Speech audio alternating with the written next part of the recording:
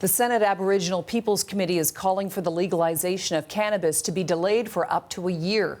They say more time is needed to create policies on key issues for Indigenous groups like health, taxation, and education campaigns. Joining me from Ottawa is Lillian Dick. She is a Saskatchewan senator and chair of the Senate Aboriginal Peoples Committee. Welcome to you. Thank you. And from New Orleans, Manny Jules. He is the Chief Commissioner of the First Nations Tax Commission. And Manny, I just have to say a special thank you for coming out of your first vacation in 20 years to have a conversation about this tonight. I really appreciate that. Thank you, Carol. Okay.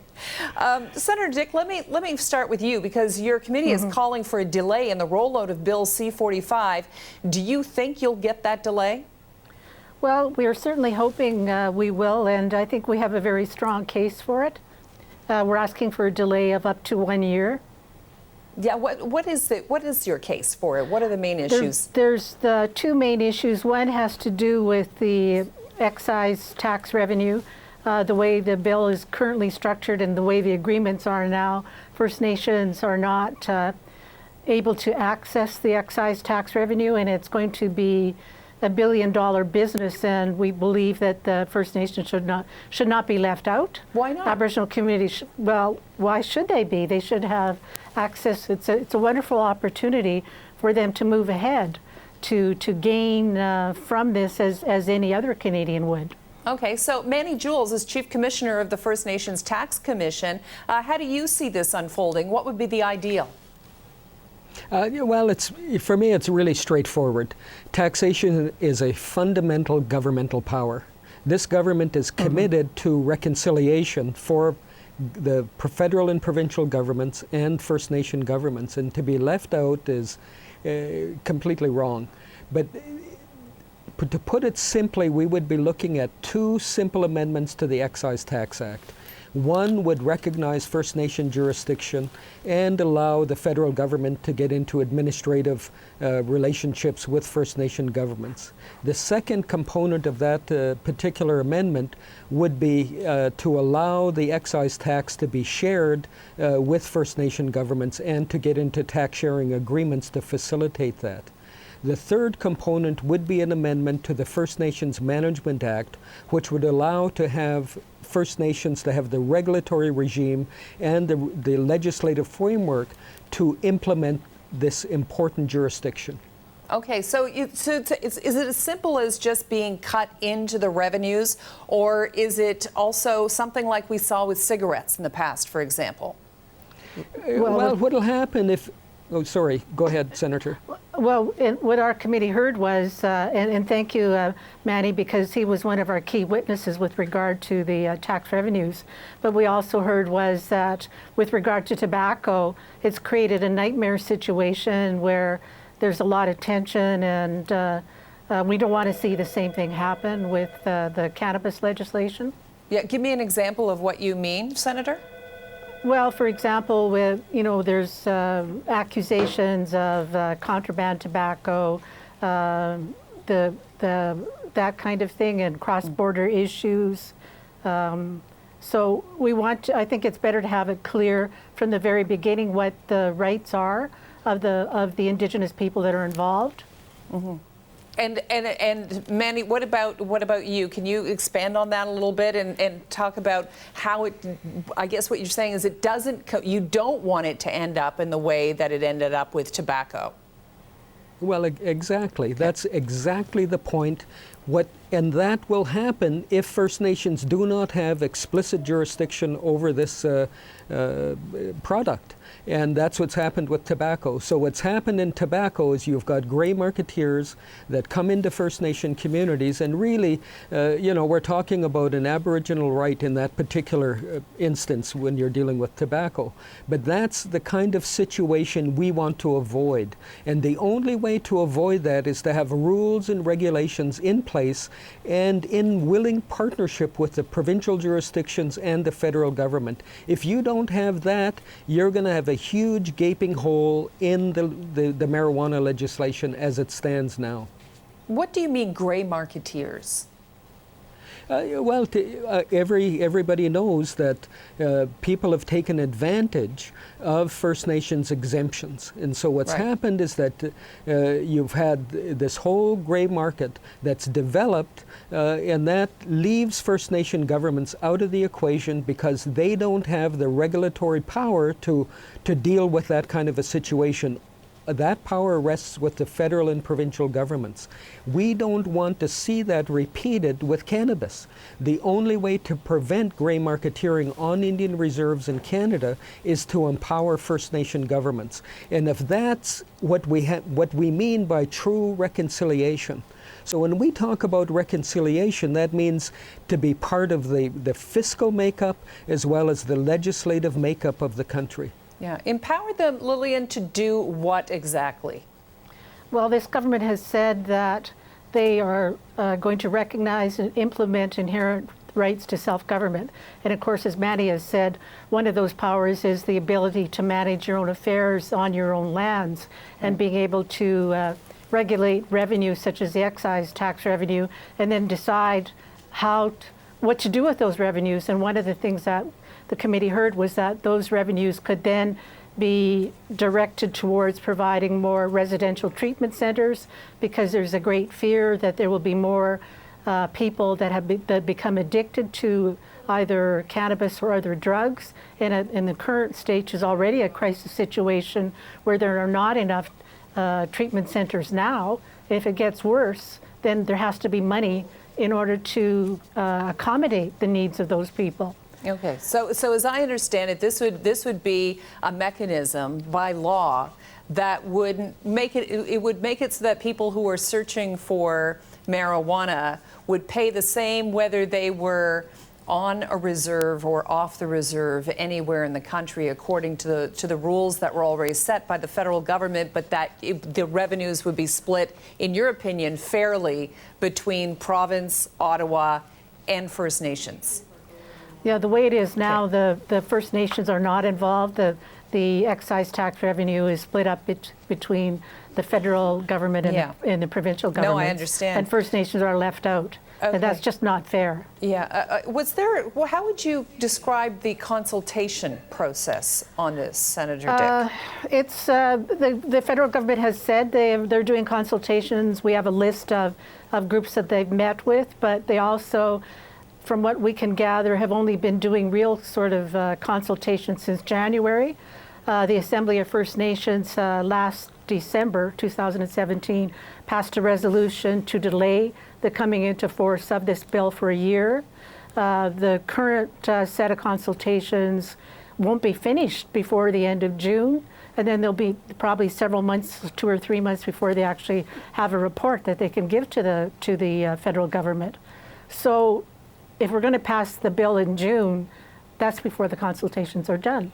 And if the government is really committed to free, prior, and informed consent, then it makes no sense to move ahead until they've actually done their due diligence. Okay, this is a key question. I just talked with a couple of people, about the pipeline situation. Is consultation the equivalent of consent? Manny? Well, you're dealing with constitutional questions and questions that have been dealt with through the courts. A lot of that was dealt with in a number of court cases coming out of British Columbia. When you have consultation, that doesn't mean that you've got an override. What consultation means is that you're going to have discussions with First Nations leadership right across the country.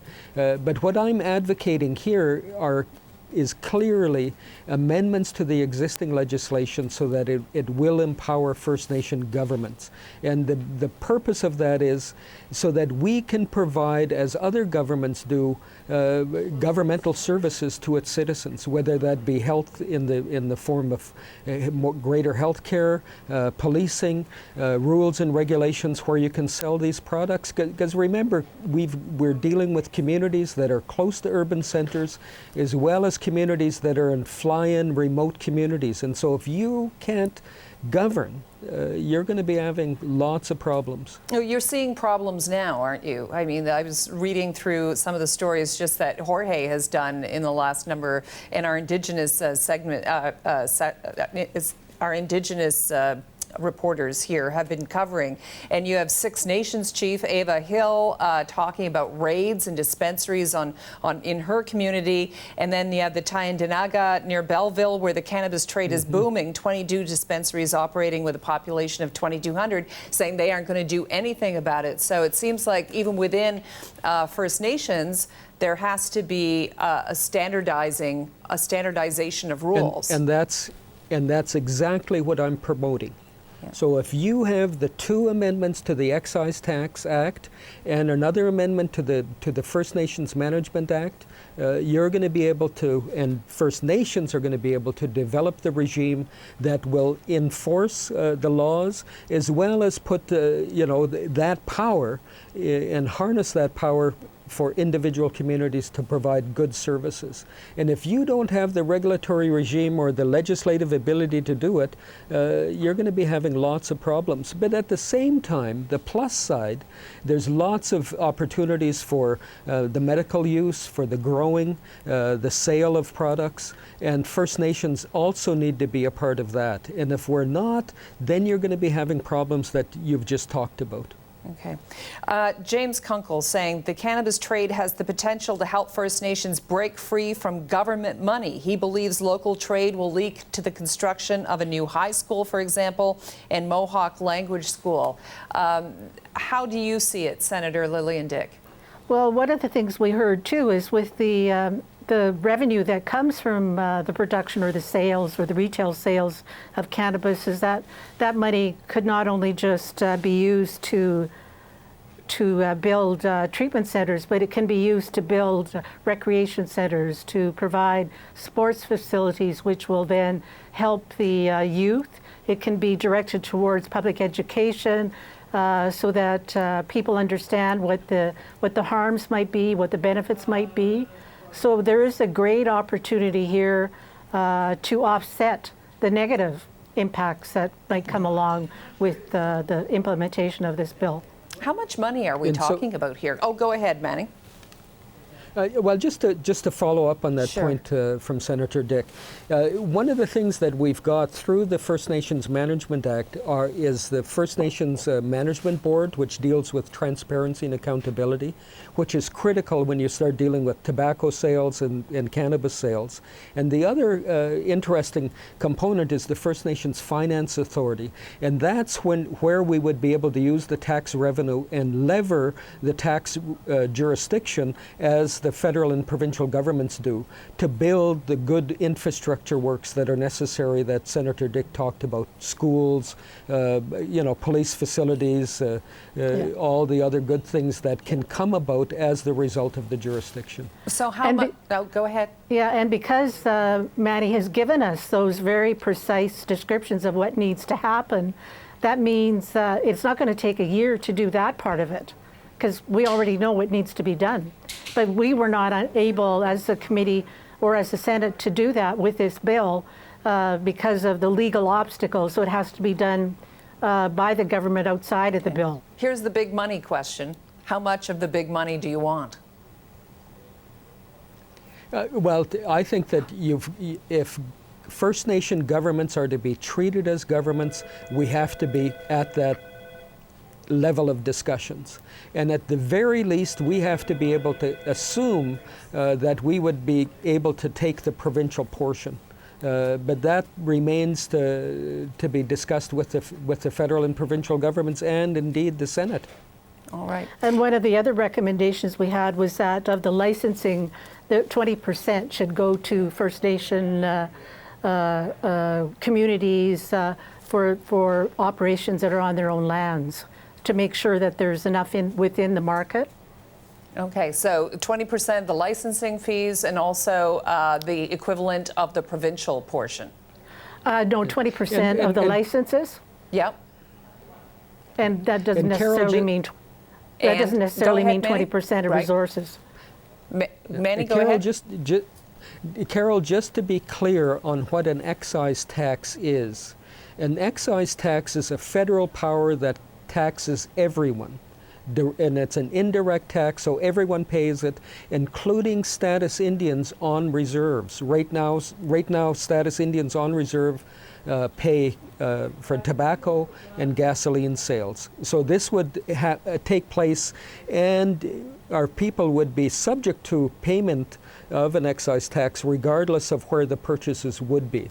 And so at the very least, that's why I say the same type of a tax relief, if you will, should be afforded the First Nation governments as the provincial governments. All right. Lillian Dick, Chair of Senate Aboriginal Peoples Committee, and Manny Jules, Chief Commissioner of the First Nations Tax Commission. I want to thank you both for joining me tonight.